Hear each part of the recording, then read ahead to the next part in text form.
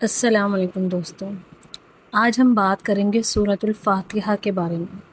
فاتحہ قرآن کی وہ سورت ہے جس کو قرآن پاک کا خلاصہ کہا جاتا ہے۔ اس کے اندر وہ سب راز پوشیدہ ہیں جو پورے قرآن کی تشریح کرتے ہیں۔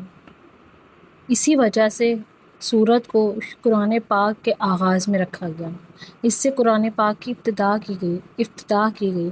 جس طرح ایک تالا بند ہوتا ہے وہ کسی چابی سے کھلتا ہے، بالکل اسی طرح قرآن پاک کی چابی سورۃ الفاتحہ ہے۔ آئیں اس کلام کو سمجھنے کی کوشش کرتے ہیں۔ اعوذ باللہ من الشیطان الرجیم، بسم اللہ الرحمن الرحیم۔ اللہ تبارک تعالیٰ نے سورۃ الفاتحہ کے آغاز میں الحمدللہ رب العالمین فرمایا، یعنی اللہ فرماتے ہیں کہ تمام تعریفیں اللہ کے لیے ہیں۔ وہ اللہ کون ہے؟ اللہ نے اپنی معرفت، اپنی پہچان دی کہ اللہ وہ جو کہ تمام جہانوں کا پالنے والا ہے۔ پھر اللہ تبارک تعالیٰ نے اپنے 2 صفاتی نام بیان کیے، رحمان الرحیم، بہت ہی مہربان اور نہایت رحم کرنے والا۔ رحمان میں اللہ کی جو رحمت ہے وہ دنیا اور آخرت سب کو گھیرے ہوئے ہے، لیکن رحیم میں جو اللہ کی رحمت ہے وہ خاص آخرت کے لیے ہے، جس کا ذکر اگلی ہی آیت میں آ رہا ہے۔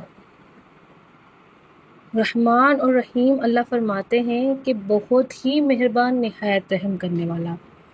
دیکھیں دوستو، یہاں پر اگر اللہ چاہتا تو وہ اپنی یہاں پہ کوئی صفت جلال، کوئی صفت انتقام بھی لے کر آ سکتے تھے، لیکن اللہ نے اپنے مایوس بندوں کو یہ بتا دیا کہ جو ان کا رب ہے، جو رحمان ہے، رحیم ہے، وہ کیا ہے؟ وہ اپنے بندوں کو جتنی مرضی وہ گناہ کر کے آ جائے تو اللہ سے جب توبہ کریں گے، سچے دل سے توبہ کریں گے اور اپنی غلطیوں پر نادم ہو کر اللہ سے معافی مانگیں گے تو اللہ معاف فرما دے گا۔ یہ اس کی ذات خاص ہے۔ اسی لیے بندوں کو چاہیے کہ ہمیں مایوس نہیں ہونا چاہیے۔ اللہ کی رحمت سے، اللہ کے رحیم ہونے سے ہمیں مایوس نہیں ہونا۔ تو پہلا سبق اور قاعدہ بھی مل گیا اور اللہ کی معرفت بھی ہمیں ان 2 آیات کے اندر مل گئی۔ پھر یہ سورت ہر نماز میں پڑھی جاتی ہے، ہماری ہر عبادت، ہر دعا، ہر ذکر کا حصہ ہے۔ ہمارا کوئی بھی ذکر سورۃ الفاتحہ کے بغیر نامکمل ہے، اور یہی اس کے گہرے رازوں میں سے ایک راز ہے کہ اس سورت کو سورۃ الشفا بھی کہا گیا ہے۔ یعنی یہ وہ سورت ہے کہ جس کو پڑھ کر جب بھی ہم اپنے بیماروں کے اوپر دم کرتے ہیں تو اللہ انہیں شفا دیتا ہے۔ سبحان اللہ۔ تو کیا آپ لوگ جانتے تھے کہ سورۃ الفاتحہ کا ایک نام شفا بھی ہے؟ اب ہم آگے چلتے ہیں۔ اس کی تیسری آیت مالک یوم الدین کی طرف۔ مالک یوم الدین، قیامت کے دن کا مالک ہے اللہ۔ اللہ نے یہاں پر بھی اپنے بندوں کو یہ بتا دیا کہ میرے بندوں دیکھو، ایک دن دنیا میں جب تم آئے ہو تو یہ بے مقصد نہیں ہے، تمہاری زندگی کا ایک مقصد ہے۔ اس مقصد کے تحت جب تم زندگی گزارتے ہو تو اس کے بعد تم نے لوٹ کر جب آنا ہے تو پھر فیصلے کا دن ہوگا، پھر تمہیں ان تمام چیزوں پر انعامات عطا فرمائے جائیں گے جن کا تم سے وعدہ کیا گیا ہے، اور اس دن بھی جو بادشاہی ہوگی وہ اللہ جل جلالہ کی ہوگی۔ ایاک نعبد، ہم تیری ہی عبادت کرتے ہیں۔ مطلب یہاں پر توحید کا اقرار اور تمام شرک کی نفی ہو جاتی ہے۔ ایاک نستعین، اور پھر مدد بھی ہم تجھی سے مانگتے ہیں۔ یہ 2 حرف اللہ نے یہاں آیت کے اندر لا کر، سورت کے اندر لا کر اللہ نے انسان کو اتنی قوت اور استقامت بتا دی نا کہ اللہ سے جب تم مانگو گے جس کی بادشاہی تمام جہانوں کو پہنچی ہوئی ہے تو اللہ تمہیں اپنی رحمت سے مایوس نہیں کرے گا۔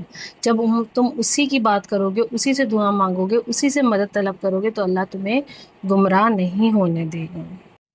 یہ جملہ تمہاری عاجزی اور انکساری کو بیان کرتا ہے، اور اس سے ایک یہ بھی سبق ملتا ہے کہ تم اللہ کی مدد اور نصرت کے بغیر دنیا میں کامیاب نہیں ہو سکتے۔ اس کے بعد اللہ تعالیٰ سے پھر ہم دعا کرتے ہیں، اہدنا الصراط المستقیم، چلا ہمیں سیدھے راستے پر، اور یہ ہدایت کا وہ راستہ ہے جو کہ مستقیم ہے، بالکل سیدھا ہے، اور اللہ تو ہمیں اس پر استقامت بھی عطا فرما۔ اور پھر اہدنا الصراط المستقیم کے بعد اللہ تعالیٰ نے پھر ایک بات بیان کی کہ وہ جو رستہ ہے جس کی تم مجھ سے مدد مانگ رہے ہو، مجھ سے ہدایت مانگ رہے ہو، وہ رستہ ہے کن کا؟ تو اللہ نے بتا دیا وہ رستہ ان لوگوں کا ہے الذین صراط الذین انعمت علیہم، وہ لوگ جن پر اللہ نے اپنا انعام فرمایا ہے۔ اور وہ لوگ کون ہیں؟ وہ لوگ صدیقین ہیں، شہداء ہیں، سچے لوگ ہیں، انبیاء ہیں، اولیاء ہیں، صحابہ کرام ہیں، یہ تمام لوگ ہیں جن پر اللہ نے اپنا انعام فرمایا ہے۔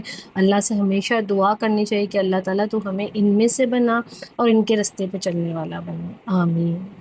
پھر اللہ تبارک تعالیٰ کہتے ہیں غیر المغضوب علیہم ولا الضالین، آمین، کہ اللہ ہم پناہ مانگتے ہیں ایسے لوگوں سے جن پر آپ کا غضب نازل ہوا اور جو گمراہ ہو گئے۔ دیکھو، غضب اللہ تعالیٰ کی ناراضگی کو مول لینا یہ کسی بھی انسان کے حق میں صحیح نہیں، نہ دنیا میں نہ آخرت میں۔ اس لیے اللہ نے یہ بھی سکھا دیا کہ پناہ مانگو۔ سورۃ الفاتحہ کی آخری آیت میں دعا کے ساتھ اللہ کے غضب سے پناہ مانگنے کی ترغیب دی گئی ہے اور انعام یافتہ لوگوں میں شامل ہونے کی ترغیب دی گئی ہے، اور گمراہی سے بچنے کی بھی اللہ نے یہاں بتا دیا کہ گمراہ کن لوگ بھی وہ میرے رستے والے نہیں ہوں گے۔ تو گمراہی سے بچنا کیسے بچ سکیں گے؟ وہ اگلی ویڈیو میں انشاءاللہ آپ میرے ساتھ رہیے گا، اینڈ تک ویڈیو کو دیکھیے گا تو پھر آپ کو پتہ چل جائے گا۔ السلام علیکم رحمۃ اللہ وبرکاتہ۔